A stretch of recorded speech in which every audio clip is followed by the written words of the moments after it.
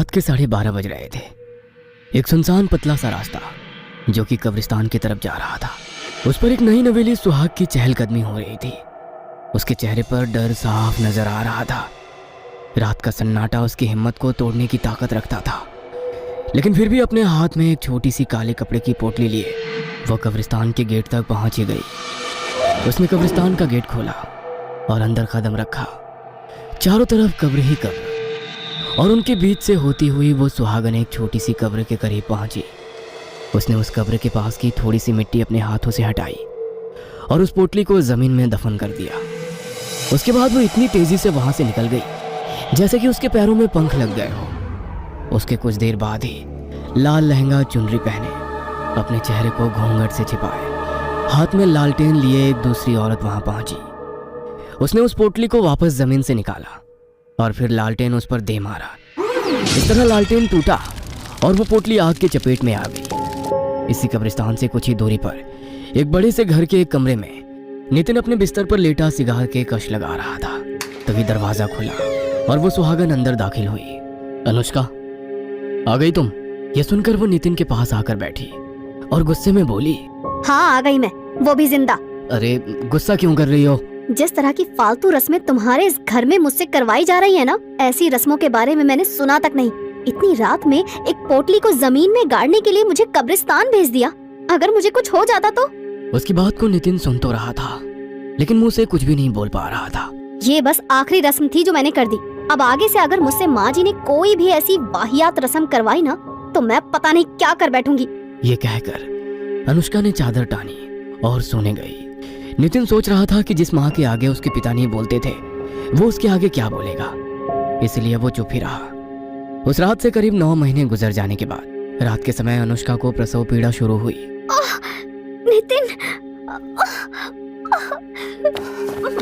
Nitin drawing room में अपनी माँ पल्लवी के पास गया, जहाँ उसकी बहन कामिनी भी बैठी थी।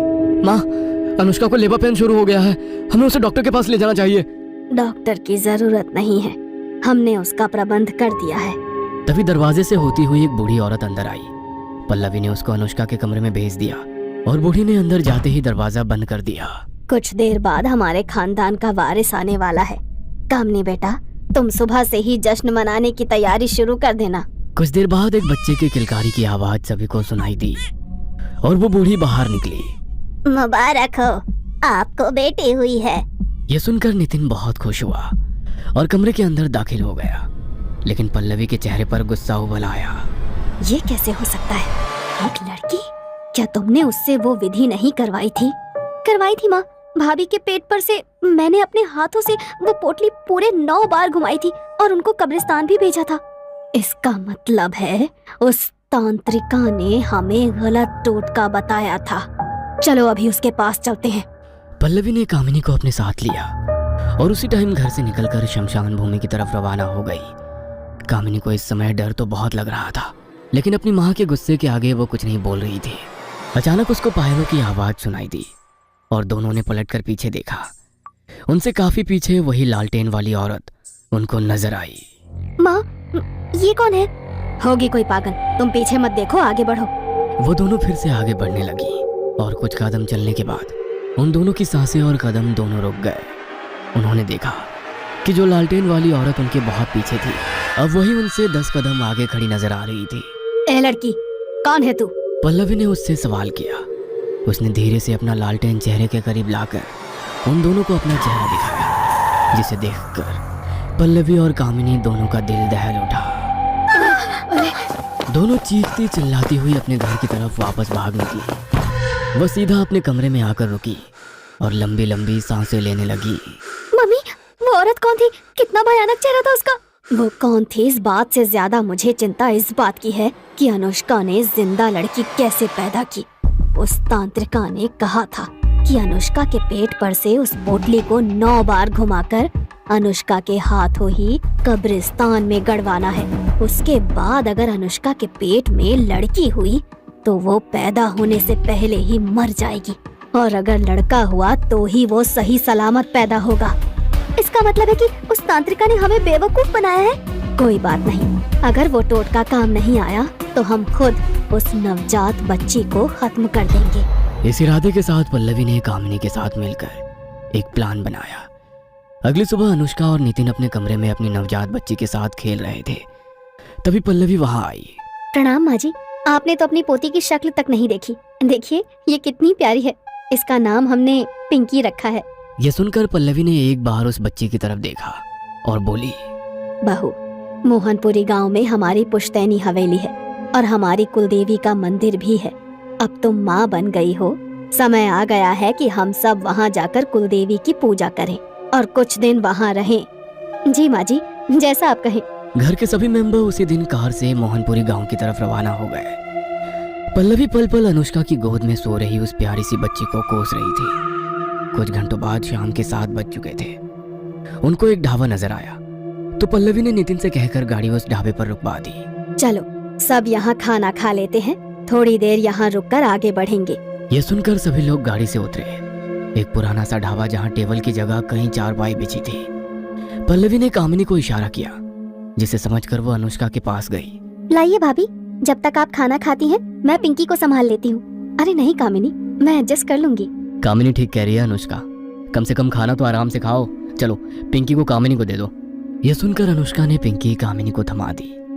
कामिनी भी उसके साथ खेलने लगी और उसको लेकर टहलने लगी। कामिनी, वहाँ कहाँ जा रही हो?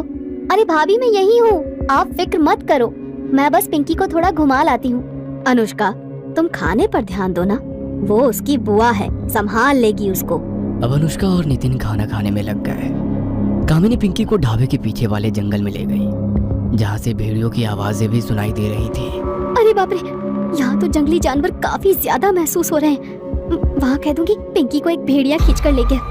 ये कहकर कामिनी ने पिंकी को जमीन पर रख दिया और फिर बोली, पिंकी बेटा तुम यहीं आराम से लेटो, थोड़ी देर बाद भेड़िया अंकल तुमको लेने आने वाले हैं। ये कहकर वो पीछे मुड़ी। तभी उसको सामने वही लालटेन वाली औरत नजर आई, जिसे देखकर कामिनी की रूह कांप उठी। उसको समझ नहीं आया कि वो क्या करे। डरते डरते उसने जैसे ही पीछे कदम लिया, उसका पैर मुड़ा और वो जमीन पर गिर गई। ये तो कामिनी की आवाज लगती है। यह सुनकर नितिन और अनुष्का भी उठ खड़े और वो तीनों डरी हुई हालत में ढाबे के पीछे जंगल की तरफ भागे। कामिनी के हाथ में पिंकी भी है, पता नहीं क्या हुआ होगा उसको। वो उसको आवाज लगाते लेकिन सामने से कोई जवाब नहीं मिल रहा था। तभी कुछ ही दूरी पर जमीन पर उन सभी को पिंकी पड़ी हुई नजर आई। पिंकी, मेरी बच्ची। अनुष्का ने पिंकी को गोद में उठाकर प्यार किया और अगले ही पल पल्लवी चिल्ला उठी, कामिनी नहीं। सामने कामिनी की लाश पड़ी थी। उसके जिस्म से उसका सर और एक हाथ गायब था। ये खौफनाक मंजर देखकर सभी का दिल दहल उठा। मेरी बच्ची कामिनी। पल्लवी कामिनी की लाश के पास बैठकर रोने लगी। अनुष्का और नितिन की आंखों से भी आंसू बह रहे थे और उनसे कुछ ही दूरी वही लालटेन वाली औरत खड़ी होकर सब कुछ देख रही थी। कामिनी की मौत से पल्लवी की बुद्धि मानो भ्रष्ट हो गई थी और उसके दिल से यही आवाज आ रही थी, इस मनहूस लड़की की वजह से ही मेरी बेटी की जान गई है। मैं अब इसको खुद अपने हाथों से खत्म करूंगी। उन लोगों ने कामिनी के शरीर को मोहनपुरी ले जाकर उसका अंतिम संस्कार किया और फिर वहीं पर अपनी पुश्तैनी हवेली में रहने लगे। अभी कुछ ही दिन गुजरने के बाद पल्लवी ने फिर से अपने काम को अंजाम देने के बारे में सोचा। उस रात पल्लवी ने बड़ी बेसब्री के साथ आधी रात होने का इंतजार किया और करीब 10 बजे वो दबे पांव अनुष्का के कमरे में गई। अनुष्का और नितिन दोनों ही बेखबर सो रहे थे। उसने पिंकी को पालने से उठाया और फिर हवेली से निकल गई। अपनी गोद में पिंकी को लिए हुए वो जंगल के बीचों बीच बने एक तालाब पर आ चुकी थी। मेरी बेटी को खाने वाली डायन, भाड़ में जा। ये कहकर उसने पिंकी को छपाक से तालाब में फेंक दिया। उसके बाद जैसे ही पीछे मुड़ी तो उसको जमीन पर वही लालटेन रखा हुआ नजर आया। उसके चेहरे के भाव बदल गए। तभी उसको पानी की आवाज सुनाई दी और उसने पीछे पलट कर देखा।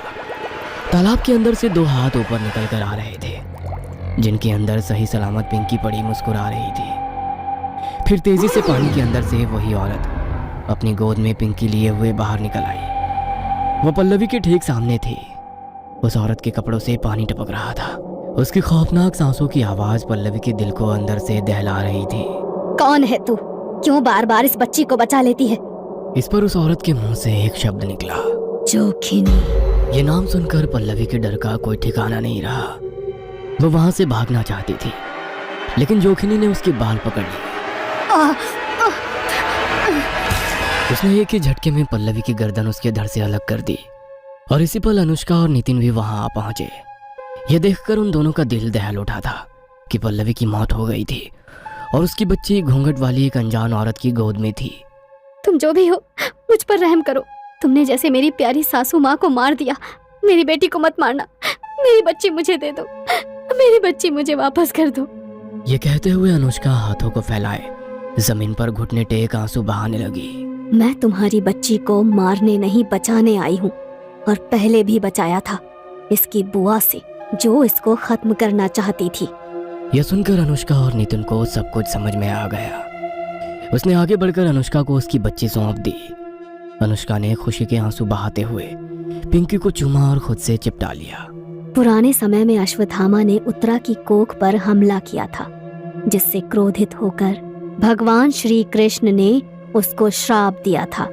उसके बाद उत्तरा ने मुझे यानी जोखिनी को जन्म दिया, और मेरा काम माओ की कोख और उनके नवजात बच्चों की रक्षा करना था। इस तरह जब भी किसी माँ की कोख या उसके नवजात बच्चे को कोई अश्वत्थामा की तरह खत्म करने की कोशिश करेगा, तो जोखिनी यानी मैं वापस आऊंगी उस बच्चे को बचाने के लिए।